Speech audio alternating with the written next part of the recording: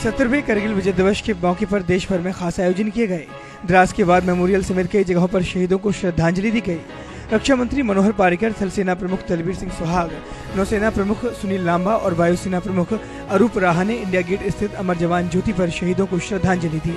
प्रधानमंत्री नरेंद्र मोदी ने भी ट्वीट कर शहीदों को नमन किया।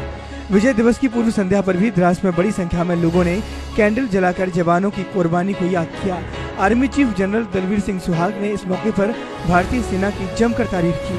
उन्होंने कहा कि भारतीय सेना किसी भी संकट से सामना कर सकती है। इस दौरान उन्होंने शहीदों के परिजनों से भी मुलाकात की।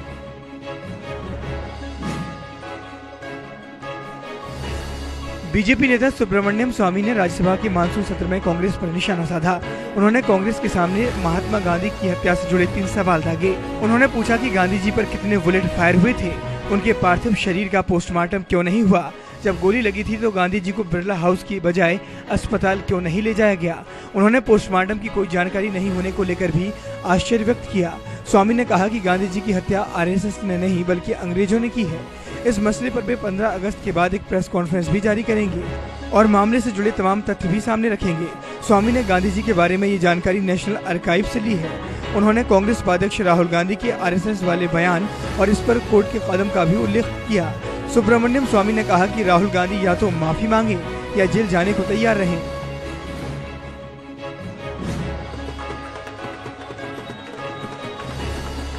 उत्तर प्रदेश की बदहाली बताने निकली कांग्रेस की बस यात्रा दिल्ली से चलकर सोमवार को हरदोई पहुंची, जहां कार्यकर्ताओं ने पूरी गर्मजोशी के साथ बस यात्रा का स्वागत किया। जिसके बाद कांग्रेस नेताओं ने हरदोई के मडू गांव में एक जनसभा को संबोधित किया। इस दौरान पार्टी के नए प्रदेश अध्यक्ष राज बब्बर का फिल्मी अंदाज देखने को मिला। उन्होंने कार्यकर्ताओं को इस बात पर झटका दिया कि वो ताली बजा रहा था और जमकर नारेबाजी कर रहा था। राज बब्बर ने कहा कि नारों से काम नहीं चलेगा, बल्कि आपको अपने वोटों से जवाब देना होगा। इस दौरान राज बब्बर ने केंद्र सरकार पर जमकर हमला बोला। कांग्रेस ने अपनी इस 3 दिवसीय रैली को 27 साल यूपी बदहाल का नारा दिया है। जितना ढोल बजा सकते थे, अब इतना ढोल बजाया कि आजकल उनको जब भी जाते हैं तालियां नहीं मिलती है, विदेश में बजा के तालियां बजवाते हैं। सोनिया गांधी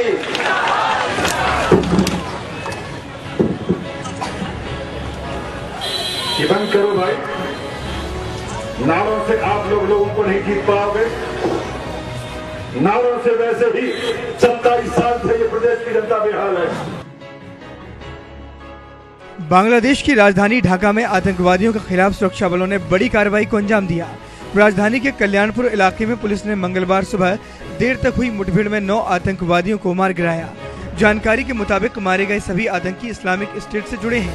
मीरपुर पुलिस स्टेशन के अधिकारी महबूब हुसैन ने घटना की पुष्टि की है। उन्होंने बताया कि 2 घंटे चली लंबी कार्रवाई के बाद आईएस के 9 आतंकवादियों को मार गिराया गया। मारे गए आतंकवादियों के जमात उल मुजाहिदीन बांग्लादेश जेएमबी के सदस्य होने का संदेह मिला है। ढाका के संयुक्त पुलिस आयुक्त शेख मारफ हसन ने भी बताया कि काले लिबास में थे सभी आतंकी और रात भर रहकर गोलीबारी करते रहे। विवादास्पद इस्लामिक स्पीचर जाकिर नाइक की संस्था इस्लामिक रिसर्च फाउंडेशन के बारे में कई चौंकाने वाले खुलासे हुए हैं। जानकारी के मुताबिक जाकिर की संस्था 50,000 रुपए देकर लोगों का धर्मांतरण कराती थी। नाइक की संस्था अब तक करीब 800 लोगों का धर्मांतरण करा चुकी है। अनुमान लगाया जा रहा है कि ये संख्या और भी बढ़ सकती है। इससे पहले जाकिर नाइक अपने कथित भड़काऊ भाषणों को लेकर विभिन्न जांचों के दायरे में चल रहा है। मुंबई पुलिस के मुताबिक आईआरएस के guest relation officer Arshi Qureshi की गिरफ्तारी के बाद ये कई खुलासे हुए हैं। कुरैशी की गिरफ्तारी केरल में धर्मांतरण के एक मामले में की गई थी। केरल पुलिस ने बीते दिनों दावा किया था कि मुंबई स्थित इस्लामिक रिसर्च फाउंडेशन के guest relation officer Arshi Qureshi के रिश्ते आतंकवादी संगठन आईएस से हैं। जापान में विकलांग देखभाल केंद्र पर एक व्यक्ति ने चाकू से हमला कर दिया, जिसमें 19 लोगों की मौत हुई है। वहीं हमले में 26 लोगों के घायल होने की खबर मिली है, जिनमें से 20 की हालत बेहद नाजुक बताई जा रही है। जवाबी कार्रवाई में पुलिस ने एक संदिग्ध व्यक्ति को गिरफ्तार कर लिया है। हमलावर की पहचान 26 साल के सातोशी के रूप में हुई है। वो इस केंद्र का पूर्व कर्मचारी रह चुका है। खबरों के मुताबिक हमलावर का कहना है कि वो नहीं चाहता कि विकलांग लोग नजर भी आए। जापान में इस तरह की घटनाएं आमतौर पर कम ही होती हैं, लेकिन हाल के सालों में देश में हिंसा की कुछ घटनाएं बढ़ी हैं। बिहार के जमुई जिले में एक भीषण सड़क हादसा हुआ है। हादसे में 5 कांवड़ियों की मौत हो गई। जबकि 7 कांवड़ियों की हालत बेहद गंभीर है। घायलों को जमुई के सदर अस्पताल में भर्ती कराया गया है। मृतक कांवड़ियों की पहचान हो गई है। ये सभी बेतिया के जोगापट्टी मोहल्ले के रहने वाले हैं। सभी कांवड़िये देवघर से पूजा करके लौट रहे थे। उसी वक्त ये हादसा हुआ। कांवड़िये सड़क के किनारे बैठकर आराम कर रहे थे, तभी एक ट्रक अनियंत्रित होकर कांवड़ियों पर पलट गया। घटना के बाद से ट्रक ड्राइवर फरार है। पुलिस ने आरोपी के खिलाफ मामला दर्ज कर लिया है।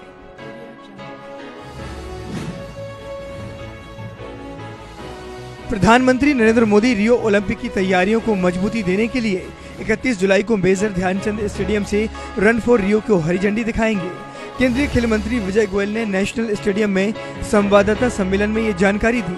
गोयल ने कहा कि 31 जुलाई की सुबह 7 बजे नेशनल स्टेडियम से जवाहरलाल नेहरू स्टेडियम तक रन फॉर रियो का आयोजन किया जा रहा है, जिसे प्रधानमंत्री नरेंद्र मोदी हरी झंडी दिखाएंगे। इस दौड़ में सरकारी और निजी स्कूलों के करीब 20,000 बच्चे हिस्सा लेंगे। गोयल ने बताया कि भारत रियो में अब तक का अपना सबसे बड़ा 119 सदस्यीय दल उतारने जा रहा है, जिसे देखते हुए खेल मंत्रालय और भारतीय खेल प्राधिकरण ने इस दौड़ का आयोजन किया है। रियो ओलंपिक शुरू होने से पहले ही भारत की मुसीबतें थमने का नाम नहीं ले रही हैं। पहलवान नरसिंह यादव के बाद अब गोला फेंक खिलाड़ी इंद्रजीत सिंह को भी डोप टेस्ट में फेल पाया गया है। राष्ट्रीय डोपिंग निरोधक एजेंसी नाडा ने इस साल 22 जून को इंद्रजीत का नमूना लिया था, जिसमें 2 प्रतिबंधित दवाएं पाई गई हैं।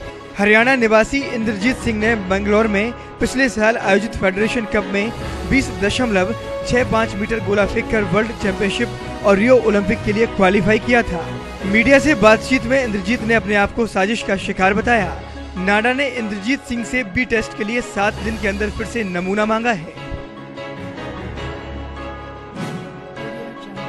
बॉलीवुड के महानायक अमिताभ बच्चन का मैडम तुसाद म्यूजियम में लगा मोम का पुतला जल्द ही हटा दिया जाएगा, लेकिन बिग बी के फैंस के लिए दुख होने की जरूरत नहीं है।